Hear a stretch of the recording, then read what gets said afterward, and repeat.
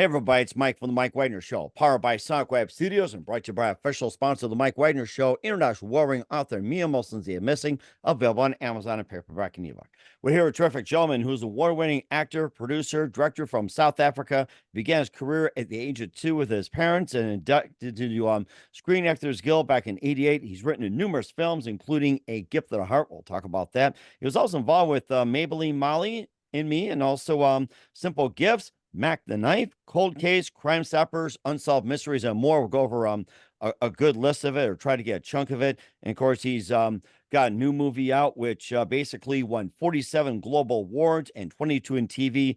And it's a comedy horror film premiering on, it's going on Amazon Prime. And from what I understand, it's still growing as well. And what this movie it's about, it's called Grinders, and it's from Maximus Films. And what is the Grinders? We'll find out just 1 minute. Live, ladies and gentlemen, Plus Studios in beautiful downtown Orlando, Florida. It's sunny out there right now. The amazing actor, producer, multi-talented director from South Africa, and also the new movie winning 47 global awards and 22 in TV. The amazing film Grinders from Maximus Films. Ladies and gentlemen, multi-talented Andrew Heller. Andrew, good morning, good afternoon, good evening. Thanks for joining us today. Good morning, good afternoon, and I feel exceptionally honored to be recognized by you and having the opportunity to speak with you and give your answers as into how my life has been and how it is.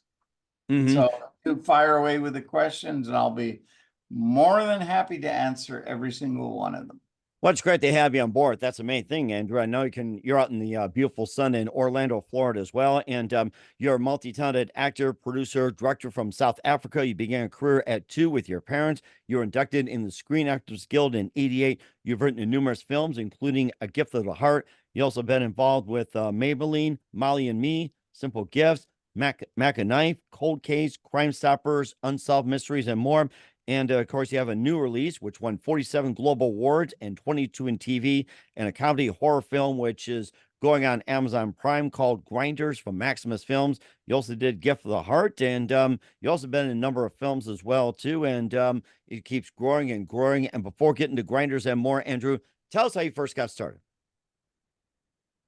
Oh, wow. Well, actually, that's the easiest question of everything because my mom was into theater and my dad wasn't, but he kind of went along. My mom kind of convinced him to do that. And I grew up with theater from the age of 2, 3, 4 years old. And my mom had me on the stage doing cabaret shows because I was also a singer.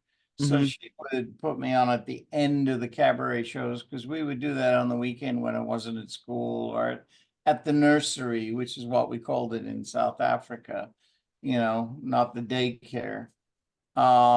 And it just kind of grew from there. And I fell in love with what I was doing and loved it. My mother supported me heavily. My dad wasn't so sure. He wanted me to be a doctor. And of course, you Well, can put it I'm on a TV. It's doctor of okay. acting. So here I am, at 63, and I love what I do, I really And certainly do as well, too. And what was it one precise moment that simply influenced you into what you're doing for the rest of the career? Besides the cabaret and everything, what was that one moment that simply indicated to you, this is what I want to do? This is going to sound really weird because some people are going to say at 9 years old, you're a little freaky. It was actually one of the dancers that was my babysitter that worked in the cabaret. Oh my gosh. And to this day, I'll never forget her. I can't remember her name now, but she wore glasses. So every time I see a woman with glasses, it turns me on. And I think it's because of that. But she used to take me to the movies and we saw musicals back in the day in the 60s, Seven Brides for Seven Brothers, Paint Your Wagon, you name it. That's when musicals were like really hot. And I had this hot looking chick, I'm 9. She's like 19, 20, going to college. And it was her job to babysit me. And she thought, well, he's into the movies. And my mom said I loved it and all that kind of stuff. I loved to sing, I'd act. And so she would take me to the musicals. And that's really what got me. And I didn't just fall in love with film and television and music. At 9 years old, I was a nasty little bugger and fell in love with her. Of course, I'm Come on, 9. babe, be in the movies, not me, please, will Is you? yeah, she's 12 years older than me, but she was absolutely gorgeous, and she had these very deep red rimmed glasses, and she always wore like maroon lipstick. And the funny thing is that my entire life, I love that color, and I still love that color. I went to a school that the colors were maroon and gold. Huh. To this day, I still love those colors, and it's her fault. Blame the girl, why don't you? Blame the You know girl. what? That's a good name for a movie. Blame the girl. She was an absolute sweetheart. I remember meeting her with my mother probably when I was in my late teens. We went to visit her and her husband and her kids and everything. And I sat down with her and I said, I've been in love with you since I was 9. And she just kind of laughed and she said, that's okay. You were a good kid. And she said, you have an enormous amount of talent. And I never saw her or spoke to her again after that. But, I had to come clean. I was like, man, I was 9 years old and I was like, I was ready. I was like, what an idiot. I'm 9 years old. Where do you think you're going with this one? Exactly, you're right. And here you are appearing a number of films and everything else. And of course, you had a number of influences and everything else. And who are some of your favorite actors and producers and directors growing up? Oh my gosh. The list that I have is way too long for me to remember.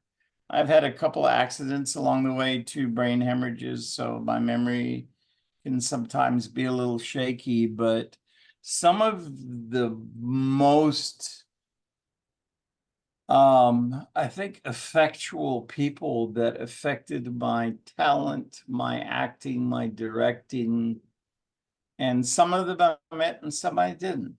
Alfred Hitchcock, Martin Scorsese, Clint Eastwood, from all different genres. I mean, I was into, and I still am, I'm into all different genres. I'm not stuck to one thing.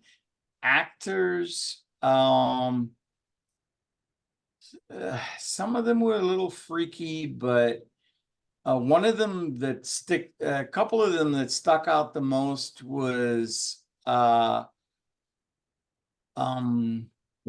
was his name? See, this is where the brain hemorrhages come in and block me. Was damn it. Okay, let me think of one of the others. Or should we say, what movie was it? Maybe I could help you with it. Well, he played a cowboy. It was Walt Whitman. Walt Whitman. I was just going to say John Wayne, but Walt Whitman's probably the right Yeah, answer. Walt Whitman. The big guy. He was in a whole bunch of things like what's his name? The movie something Navy. I can't remember the first part of it, but he was great. He was awesome. Yeah, it's hard unless I have a list in front of me because my list is so long. It's hard to kind of recall all of them. But of course, you always know who the bad ones are, and I'm not going to mention them. But Right. but for the most part, the person who gave me my break, and this was in 1998, doing Superboy, the first 13 episodes, was he was a child actor, and I don't have the book in front of me, and now the name's gone. But he was awesome. And everybody would know his name. They would know his name. I met all the guys from, you know, I'm sorry, the brain is not functioning the way it should. But I've met so many actors that were just astounding. And as we discuss, things will pop up in my and some of my memory will trigger some of the people I've met that were just outstanding. Oh, Joe Don Baker. Oh my gosh, from Texas. He and I spent so much time talking together. It was amazing. He was just a wonderful person.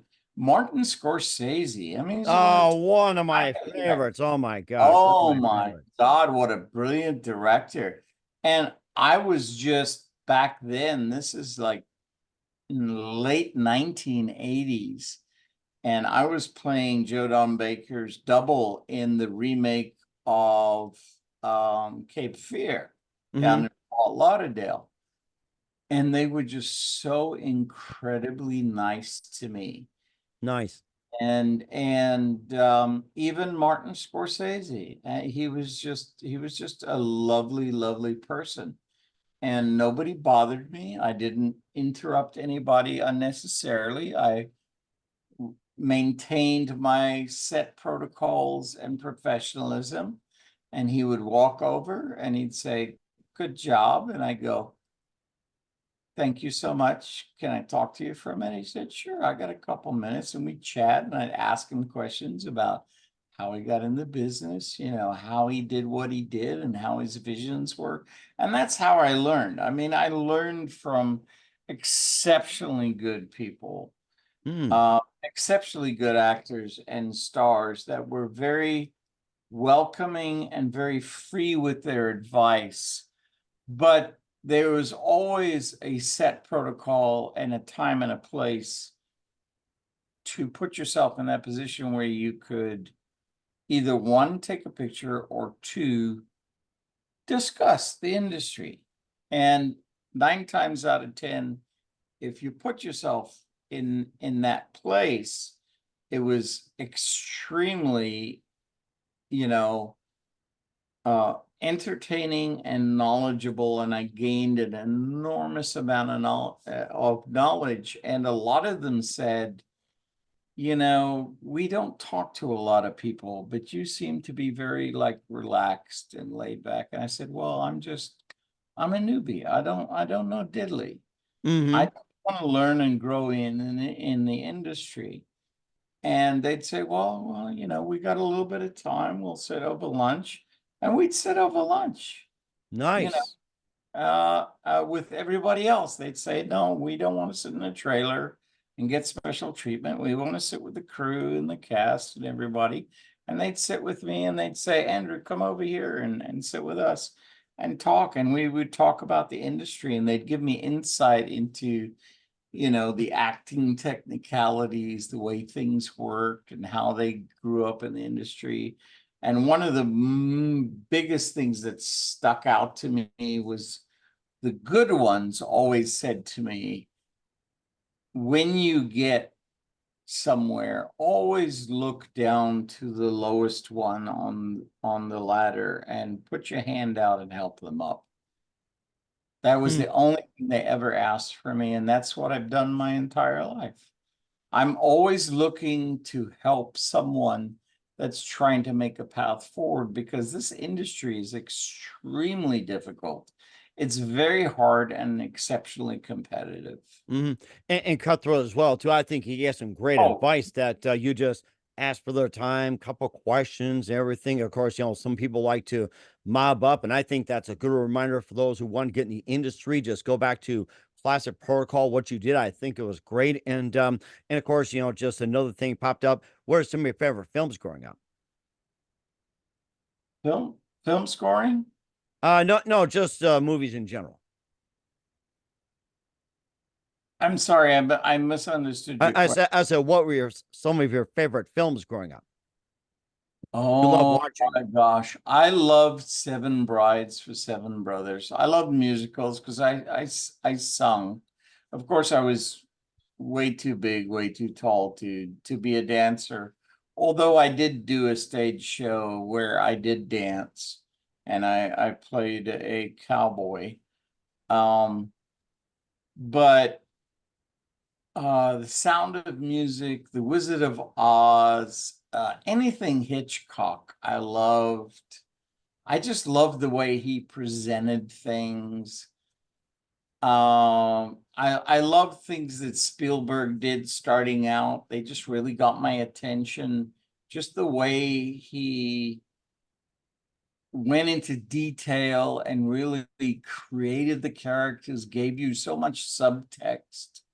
You know, probably one of the best ones he ever did, and probably a lot of people say was E.T.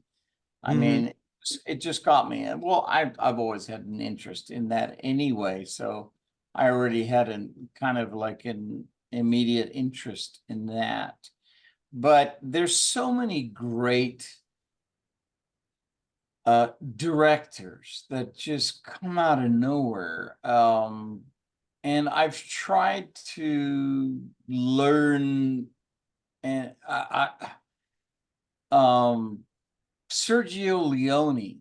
I Mhm. mean, he was known for the spaghetti western, right? Oh yeah. But his intellect and his intent and the way he did things was so far beyond that. It was so there was some brilliance there, and you really had to pay attention to the technicalities. And I think a lot of people missed some really, really great directors, writers, performers. Um, uh, damn it, what's her name? Again, I had it and then it went. Mhm. Um, she played the detective in Silence of the Lambs. Oh, Jodie Foster. Jodie Foster is not only is she a brilliant actress, but she is actually an exceptional director. She's very, very good. I've watched her material, I've studied her material. Ron Howard's another one. He is a really good one. That he's just, you wouldn't think he just kind of dropped off. He's Opie. Mhm. But damn, he's good. He's really, really good when it comes to directorial details. So I've learned so much. So, so what I've done my whole life is not only just be an actor, is I actually had my union cards for in front of the camera, behind the camera, and everything else you can think of at one point. Oh And my everybody gosh. asked me why. And I said, well, as a writer and a creative, the more I know how the mechanism works, the greater I can create as a writer because I understand how the mechanics work. Mhm. And I understand the cost of what it takes to make it work because Right. people don't realize the cost is horrendous at some point when you get to doing all this stuff and all the people and all the egos and everything else you have to deal with just become overwhelming at some point. And if you want to be in the film industry and you really want to do something good, you have to learn to go to the bathroom, brush your teeth, eat your breakfast, and when you walk out the door, leave the ego at the house Right. because you don't have time for all the other nonsense. You have to deal with all this other stuff that's going on and make it work because you're going to have to. You're going to have to mollycoddle some people, other people you're not going to, other people will help you, some people will not. And you just have to learn to be a good manager. And, I'm lucky enough, thank you, Jesus, to be a good manager and understand that I cannot walk on water and sometimes I have to some I have 2 ears, one mouth, which means I have to listen twice as hard and speak half as much. Hmm. I gain a lot more that way by listening and paying attention. And my actors, when I'm directing, always say you're just incredible. You just happen to have the right things to say. And it's because I have this well-rounded global vision of everything, because I've been on every side of it. So I understand it, not only from an actor's point of view, the crew's point of view, everybody's point of view. And the crews go, how did you know that? And I'm going, I don't have time to explain. This is what I want you to do. Let's just move through it and be happy. And, every morning when I'm on set, when I'm playing director, producer, I go, okay, guys, let's get everybody together, actors included. We have 15 minutes. And they go, for what? Grab a cup of coffee, grab a donut, whatever it is you need to do other than the breakfast you've already had. And let's talk about what we're going to do today. And if you have an opinion or a view or a like or a dislike, let's hear about it so that we can make this day smooth and happy. Because a happy crew makes for a happy film, and it makes for a great film, and it saves you money. And that's what movies are all about, is making it inside the budget you have and making it a happy place to be in, where your crew and your cast want to come to work because Right. they don't want to deal with an ass. They don't want to deal with somebody that's a dictator. And I'm like, there are going to be times where I'm going to say, guys, that's not what I want. But if you communicate every morning and you say, okay, what happened yesterday that didn't work so that we can fix it today?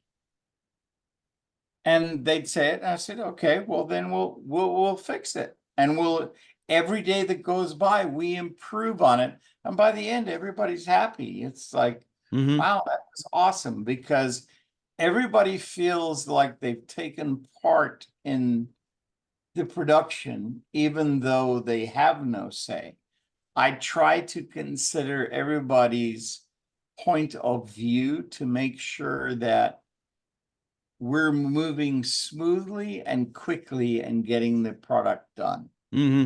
That's it. It's a business. Mhm. And it shows in well too, like with a gift from the heart, and you got Grinders coming up, and more with the multi-talented, award-winning actor, producer, director from South Africa, Andrew Heller. But first, listen to the Mike Wagner Show at the MikeWagnerShow.com, powered by SonicWeb Studios. Visit online at SonicWebStudios.com for all your needs. Look at a professional website without breaking your budget. SonicWeb Studios is the answer. SonicWeb Studios offers fast, affordable custom web designs that blow the competition away.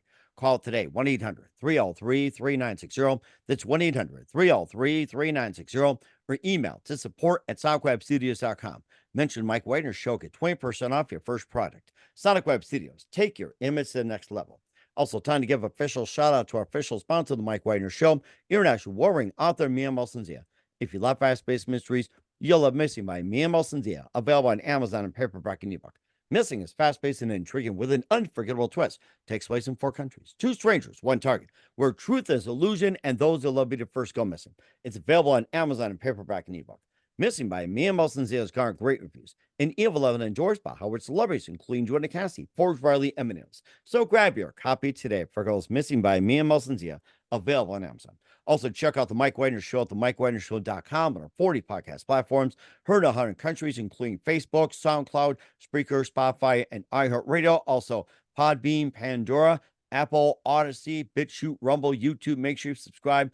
Follow us on Facebook, LinkedIn, Instagram, Twitter, TikTok, and more. Make sure you take us with you on any mobile device. And for great gift ideas, go to Amazon.com. Check out the Mike Wagner Show podcast. T-shirts, pop sockets, throw pillows, tote bags, hoodies, makes great gifts 24/7. Go to Amazon.com. Check out the Mike Wagner Show podcast. And for more great gift ideas, go to Amazon.com/Mia Molson-Zia for great books like Missing, Once, and Wrinkles. Also, T-shirts, pop sockets, hoodies, phone cases, and more. Amazon.com/me and Molson Zia. Check it out today and support the Mike Wagner Show on Anchor FM, PayPal, and the MikeWagnerShow.com. We're here with the multi-talented actor, producer, director from South Africa, Andrew Heller, here on the Mike Wagner Show. And before we talk about your latest Grinders, which is from Maximus Films, you created and you, talk about First Baby, A Gift of the Heart, and tell us more about that one. That's my passion project. I was born to an American father with a South African mother, and then I migrated to the United States. So I am, strictly speaking, an African American, but I love America with all my heart. I love this country. I love the people in the country, and I love the industry. A Gift of the Heart came about because I was just starting to transition. I'd been writing since I was 8. I actually have 2 books that are going to come out next year, volume 1 and volume 2. I started out writing poetry. So I have like 48 years worth of poetry. So there's going to be volume 1 and volume 2. Mm-hmm. But I wanted to transition into screenplay writing, which is what got me into all the other areas, because I said the more I know, the more clued in I am into how to write a screenplay that brings all those elements into play. Unfortunately for me, the first one I wrote was A Gift of the Heart. Not unfortunately for everybody else. It's a great story. Everybody absolutely loves it. The book is out there. They can get it at maximusfilms.com. And it's not MAXI, it's MAXA, which is actually named after my youngest son. Who kind of made fun of me because he said, "Why would you name your film company and your site after me?" I said, "Because we have the same birthday." And I said, "At your age, we put our pictures together. We looked identical." And I said, "You're as stubborn as me." So I called you Because he's maximum. That's why. because Max he's everything. He's Maximus at everything. I couldn't get him to budge if my life depended on it. So I said, "You know what? What the hell? I'll name it after that." So what happened was my mother got diagnosed with terminal cancer, and it went on with surgery after surgery and treatment after treatment. And it went on for 3 years, and it was very debilitating and emotionally distracting. And it hurt me a lot. I mean, my mom was my biggest fan. So Mhm. she always supported me. The rest of the family were like, get a real job kind of thing. You know, you don't have any idea.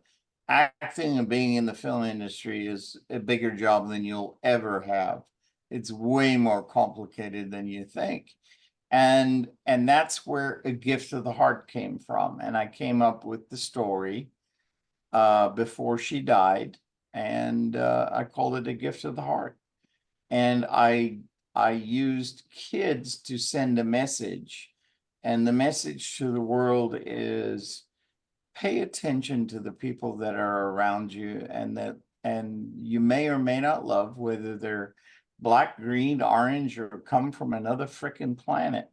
And this is what this book does. It's not political. It doesn't say anything about anything other than tell you a story about one kid that ends up in America coming from a raft from Cuba with his dad, who loses their mother, is how the whole story starts out. And then you jump 16 years later, and he forges this friendship with a very rich little Jewish girl who has a heart that's stuck in stasis, all scientifically figured out and everything else. And the little boy develops glioblastoma multiforme, which is an incurable, very aggressive brain cancer. Oh my goodness. And the story is predominantly about their friendship, the friction between the father who lost his sister to an illegal immigrant, who doesn't want to accept the fact that his daughter isn't friends with, an immigrant Cuban. Mhm. So all the subtext is there. But in the end result, the little boy gives up his heart, even though it's illegal by law still to donate an organ from a cancer patient to somebody that needs an organ. And that's Mhm. something that I would like to see changed, because not every organ is not donatable just because you have cancer. There are organs that are still viable. And that was my purpose behind the film. And what I want to do is give 100% of whatever the net proceeds are from making this film, which I think will ultimately and could possibly be an Oscar winner if I can fund it the way I want to and have the right actors in it, to children that are fighting and battling cancer, and try to get the law changed so that if there is a viable organ, even though they are diagnosed with cancer, that organ can be used to save a child's life. As older people, we're gonna go. I mean, what's the point? But children, their whole lives are ahead of them. So that's my passion project. And I've lost my mother to cancer. I've lost my sister to cancer. I've lost 3 friends that I grew up with and went to school with that were my best friends to cancer. I lost my best friend from the military, buried him in Arlington to cancer. So that for me is very, very, very personal. Mhm. And I really want to make that movie. And everybody that reads that book, and they can actually get the book at lulu.com. If they go to lulu.com, they can actually order the book, get it directly from them. But that to me is my passion project. There's lots of other movies I want to make that are not horror movies or dark comedies, that are all different genres, because Right. that's just how my brain works. But A Gift of the Heart is my passion project. That's the one where I'm not only talking about the pain and the anguish in a story without really making people feel bad or overwhelmed by the subject matter, but just telling a story about 2 kids that just have this great relationship and all the subtexts and dynamics that go on underneath, that finally, in the ultimate result, come to an end when he passes away and gives up his heart. And the doctor says, I'm an old doctor. He says, look, I'm 2 months away from retiring. I don't care if I go to jail. But he wants to give up his heart for his best friend, which is this lovely young girl. Mhm. And that's the only way we can save her, because she has a very unique blood type. And it just so happens it matches. And that's what he says to his dad. He says, when I pass, I want my heart to go to Sydney. So that's why it's called A Gift of the Heart, because he passes and the doctor goes, I don't care if I go to jail. I don't care if I'm breaking the law. I'm going to take the heart and I'm going to put it in her. And one of the last things is when you see the father listening to the heartbeat in the girl's chest. And the two of these people that have hated each other because he's Cuban and he's an elitist lawyer come together and they go, you know what? All this other erroneous crap means nothing when it comes down to purely just living. Mhm. And that's what the story tells. It's just a lovely, it's a lovely story. All right. And certainly does as well too. Get more on that. Of course, the number one thing he's got right now is Grinders from Maximus Films. And what is Grinders? We'll find out just in a minute with the multi-talented Andrew Heller. You listen to the Mike Wagner Show at the MikeWagnerShow.com, powered by Sonic Web Studios, and brought to you by official sponsor of the Mike Wagner Show, international warring author Mia Moses Missing. We'll be back with you, multi-talented actor, producer, director from South Africa, Andrew Heller, after this time. We're back to the amazing, multi-talented actor, producer, director from South Africa, Andrew Heller, here on the Mike Wagner Show. We talked about The Gift of the Heart. We talked about some of his experience and a bit on a Cold Case, Maybelline, Molly, and more. But your big one, Grinders, that's currently out on Amazon right now. And tell us more about Grinders. Okay, so first, before I delve into Grinders, I want to thank you again for having me on. I really do appreciate that from the bottom of my heart. And it's And a gift from the heart, too, literally. So, exactly. And I want people to remember, you do what you do, buy the stuff that you have, buy the tchotchkes that you have, support the people that support you. And I support you. I love you to death for helping support us. Please buy a pillow, buy a shirt, buy a tote, do something, support Mr. Wagner's sponsors, because without him, I wouldn't be able to be on here talking to you today. So I want all your viewers to know that should be priority one, regardless of what I'm doing today. They need to support you. They need to, go to your website, wherever they need to go, buy a tote, do something, purchase the mission book, help your sponsors, help you, and buy your merchandise, because without you, I don't exist, truly. So I want to tell you again, from my heart, I really appreciate you having me on. Now, it's great to have you on board as well, too. And that's why we're here. And of course, you're big about Grinders. And from what I understand, 47 Global Awards, 22 in TV. And oh my gosh. And the count I got was it's still growing. yes, it is still growing. And actually, the count that you have, because we set this up, I think 7 weeks ago or something. Oh, really? Wow. Yeah, we set this up quite some time ago. We are now at 78 global awards. It has exploded, and we're at 108 nominations. Wow. And it just continues to grow. It's completely outpacing anything I could have ever imagined or wished for, of which I am extremely grateful. So I encourage people to go see it. Most people think it's a slasher. It's not. You get through the first 10 minutes of the film, there's a little bit of blood and a little bit of gore in the first part of the movie, but once you get the idea of where the film's going, you'll actually enjoy it more than you think, because it's 20%, a little bit of blood, a little bit of gore. I think the line I used was a little bit of blood, a little bit of body parts, but a lot of giggle.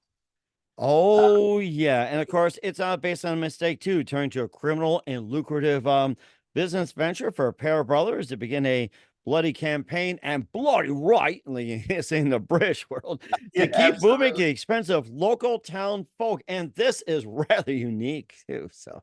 Oh, absolutely. And everybody goes, wow, it's so different. It's like, I never thought it would be. And then they tell me, oh, I watched it like 2-3 times, and every time I watch it, I see, because I put little like Easter eggs in things, like the sign for the town. There's 299.5 people in the town. Well, what's 200? Where did you get a 0.5 from? And I said, you do that on purpose? And I said, of course I did it on purpose. And then spelling population incorrectly. It's population. And the last thing it says is, like a typical tiny little town in the middle of freaking nowhere in the South. It says, drive careful now, But it's just a quirky little film that when they see it, they go, oh my gosh, this is actually funnier than I thought. At first, they get a little squeamish, but then they realize what's really going on, because the whole movie starts out purely by accident. And even the second issue starts out by accident. And then it turns into this enterprise, which gets even more intricate and And, more quirky. oh, and, And and the and by subtext by the is way, what is that? hysterical. What is that enterprise, by the way? Um, well, they have to dispose of the people that are accidentally and on purpose on both counts. Because you can't burn them, there's evidence. You can't bury them, there's evidence. So what they end up doing is I play the butcher. I'm the smart brother, supposedly. Where my half brother calls me a dumbass, I call him. Well, we never would have been in this position if you hadn't run over the beauty queen of the town. Mhm. So this is how it all starts, and it just rolls downhill from there and turns into this absolute nightmare where they're just trying to stay ahead of everything because now they've got to dispose of these people. And since I'm a butcher, we end up grinding them up and selling them as specialty ground beef. Comes with a which comes with a premium price, obviously. McDonald's, are you listening? Yes, and everybody loves it. They love it. And I Oh go, my I'm gosh. sorry, we're out. And then I have to go back to my brother and say, I need more beef. You sure it's We're not pink slime? we're getting $50 a pound here. I mean, we're getting premium prices here. Everybody's loving it. And then at one point in the movie, without giving away everything, in the end, the store is just completely packed with people. There's even a guy from Germany that's there, and he's screaming and with his accent going, I want my specialty beef now, schnell, because they love this meat so well, but they have no idea that it's people we're trying to get rid of. And that's the funny thing. And one part in the film where the where my girlfriend says to me, "Oh, you want to bring some ground beef over and some sausage and we'll have a meal when you get a chance because I know you've been working so hard because I'm trying to keep up with trying to get rid of all this stuff that we don't want to get caught getting rid of." Oh my And gosh. I look at her and I go, "Oh no, I'm kind of off the ground beef and the sausage lately." But you kind of get the idea. You know why? Because I know where that's coming from. Hmm. So, Right. there's a lot of humor in it. Right, exactly. Do and of course, there's ways to help out with the film. Of course, I appreciate you encouraging others to support the Mike Wagner show. But how do you get people to support your film and hopefully take a bite out of what you've got? Oh, I love that. Take a bite out of it. Well, I don't want them to go kill somebody and grind them up and eat them, but Yeah, it's just like we're not going to take hearts, we kidneys, could or anything really like that use going my towards the help films. No. because I mean our budget was, it was tiny. And we got everything covered, but now we're at the point where it's global and we're trying to market it and we just don't have the funds to do it.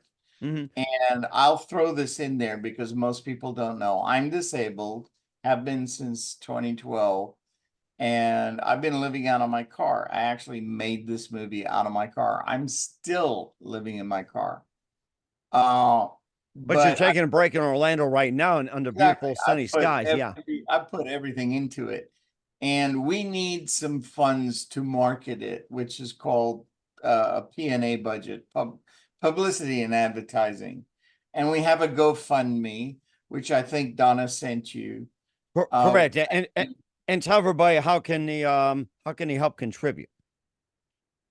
You know what? If you got $2, $3, $4, $5, skip a coffee at Starbucks one day and just throw in $5.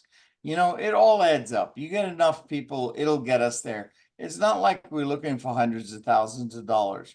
We're looking for $5,000. That's not a lot. And if a lot of people get together and they all pitch in, we'll get there and we'll be able to market this and we'll be able to get to Grinders 2. And the joy of it is people go watch it, they'll go, oh man, I want to see Grinders 2. And that's what's going to help us get there. The more we market it, the more people see the movie, the faster we'll get the funds to make Grinders 2, and then we can continue the joy of the Grinders franchise. And we will be having also merchandise in about 6 weeks. I have gotten the rights back to merchandise, so we'll have posters that are signed. We'll have t-shirts, totes, all that kind of stuff, so people can tap into that, and we're going to put that money towards making number 2. And we'll, and we'll certainly grind that out. We'll certainly grind that out. In the meantime, where can we find your works? Where can we find more on the film? And where can we find your GoFundMe page? I think Donna sent that to you. I know this is for everybody here. It's like, where do you want everyone to send it? Yeah, you gotta GoFundMe and you look up Grinders movie or Grinders, you'll find it. It's right there.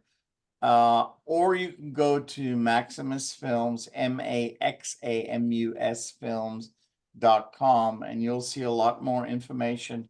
And here's something that nobody else has done, which I did as a marketing thing to help people go to see the movie. Look, the movie's $2.99 to rent. I mean, it's nothing. You can't go anywhere and get anything for $2.99 anymore. Right. So we've made it very available and affordable for everybody. And we have a raffle going right now till the middle of May. So anybody that goes to watch the film between now and the middle of May will be automatically entered into the raffle, which is free, obviously. And the raffle is we have 3 prizes that we're going to give away to everybody that goes and sees the film and leaves a comment, gives us 5 stars. You have the opportunity to win the sheriff's costume signed with a certificate of authenticity. The second prize are the 2 blood guns, which I call laser. Well, they're this is a little harsh. No, we actually made our own special effects guns, a single shot and a double shot to do some of the special effects that will also be signed and come with a certificate of authenticity, because there's only one that were in the film. Mm-hmm. So they're worth money now that it's released. And then the third prize is the one script which has signatures on it of our POC, which was our proof of concept, which we shot first, which is 20 minutes long. So it's about 18 to 20 pages, I think. I don't remember exactly.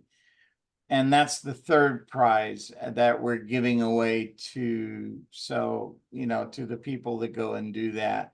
And that was how we got the money to get the rest of the film shot, was doing proof of concept. We're showing them that. Okay, and what's the website again? MaximusFilms.com, MAXAMUS.com.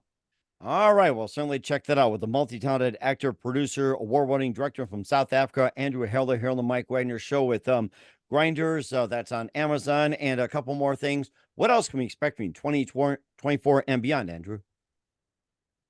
Well, I want to make the sequel. I'm hoping I can get the money together to make the sequel before the end of the year, because the sequel, the second, which is called Grinders T, TOO, Grinders 2. So it's it's quirkier. It's, believe it or not, it's funnier and we'll have some names in it. We've got 2 people we're chasing to be in it that are going to do cameos. So we'll have names in it, which are going to be absolutely astounding. Already got global distribution in lock. And that's our goal. I'd love to be able to shoot that by the end of the year and get it out early next year. And then obviously I'm going to chase my passion project, A Gift of the Heart. If we're not there yet, well, then we'll just do Grinders number 3. I already have Grinders 2's already done, ready to go, as long as I have the money. Grinders 3 and 4 is already mapped out. So it's just a question of writing them. And I'm very fortunate and gifted by the grace of God that I write exceptionally fast. I can write a script very, very quickly. But you know, I go through anywhere from 10 to 15 drafts till I get it perfected to where I think we're almost there. And then we push from there, and then we make changes as we go along.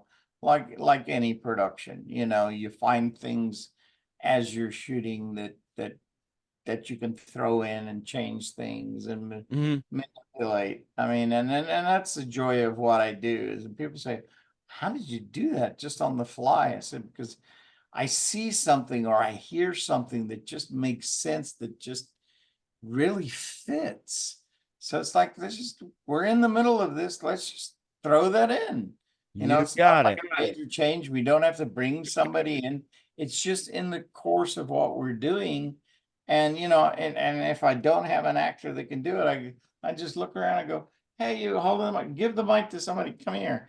You know, I'll put one of the crew members in it. Oh, that's a unique No? way of doing it. Yeah. You Give know, him a it's like, chance. we don't have time to come back tomorrow and do this, but I need a one-liner to say da da da da da, and this is perfect. And I'll look around, I'll go, "Hey, you, come here.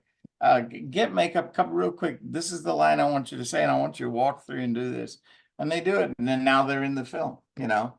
There I you mean, go. That's a I'm good way to do constantly it. thinking. Yeah.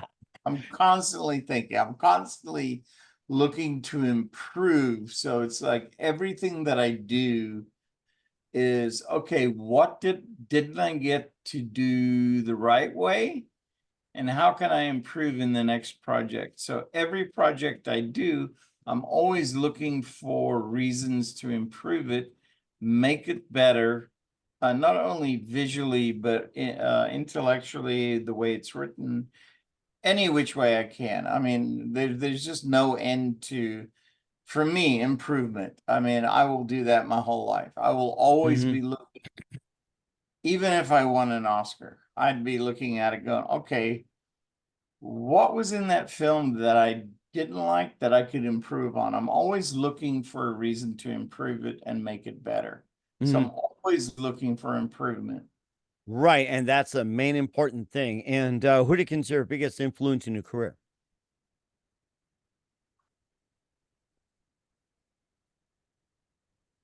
You know, Jodie Foster, Clint Eastwood, Alfred Hitchcock, Sergio Leone, and I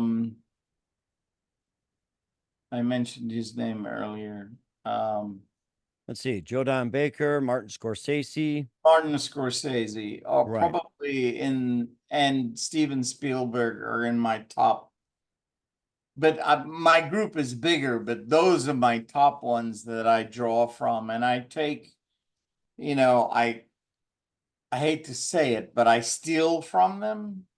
But if you're gonna steal from somebody, steal from the best, right? Right. That's what I do. Is I look at them as a whole and the stuff that they've done, and I look and I analyze, and then I take a piece of Eastwood, a piece of Sergio Leone, a piece of, you know, this director, a piece of this director, and a piece of this director, and then I make it Andrew Heller's directorial, Uh-huh.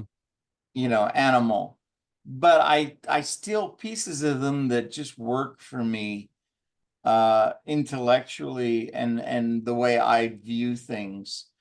But and that doesn't take anything away from them at all. They've all been an exceptional influence on my life Oh, and definitely. absolutely brilliant. I mean, they've had lives that I will never have. I'm just not young enough to ever catch any one of them, but they're all brilliant in their own way, and the way they approach their, not only the genres, the way they directed, the way they they did things, the way they compiled things, their vision, you know, you get really in depth into, you know, a director isn't the guy who just stands there and tells you what to do. I mean, it's way more complicated and way more, Oh you yeah. know, convoluted than that, you know, Mhm. and I get into that depth, that undertone and the subtext of everything that's there.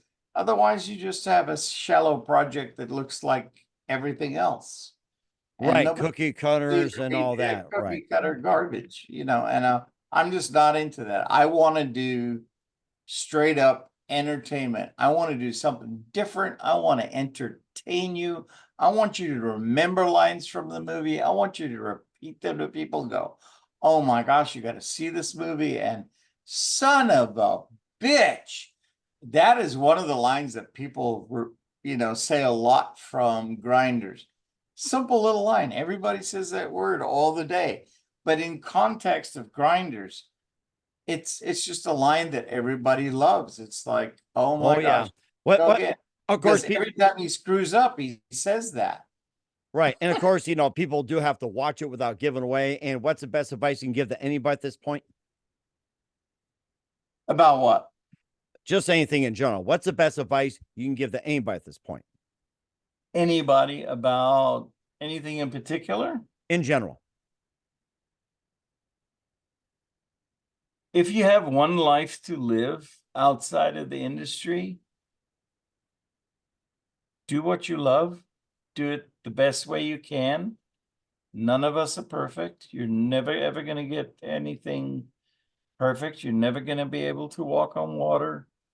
And be thankful, especially if you're doing something that you love, that you get to do it. A lot of people don't, and they negate the fact that they've chained themselves to a life of doing things they don't want to do and they hate it. You only have one life to live. So if you have one life, yes, it's risky. Yes, it's going to take you time. And yes, you may not get anywhere. But I'm here to tell you, it's taken me 63 years to get here, and I have no regrets whatsoever. I love what I do, and God bless you. I'm behind you 100%. Do what you love. You have one life to live. Make it the best you can, and be And thankful for the people around you, like you, sir. I appreciate as well too. That's the best advice I heard from all day from you, Andrew. We're here with the actor, multi-talented actor, producer, director from South Africa with Grinders, Andrew Heller and the Mike Wagner Show. Andrew, a very big thank you for your time. You've been absolutely fantastic. Definitely learning a lot from you. Looking forward to having you again soon. Keep us up to date. Keep in touch. Love having you back. And once again, what's your website? How do people contact you? Where can people purchase or check out your works? Absolutely. And thank you again. And a big shout out and a gift of the heart to all you viewers. And I hope they're there when we bring out my passion project. And what's the website? Maximusfilms.com. MAXAMUS films.com. All right. We'll certainly check that out. Once again, Andrew, a very big thank you for your time. You've been absolutely fantastic. Looking forward to having you again soon. Keep us up to date. Keep in touch. We love to have you back. Wish you all best. And Andrew, you definitely have a great future ahead of you. Thank you, sir. I appreciate you very much. And I hope people continue to watch you and support your sponsors.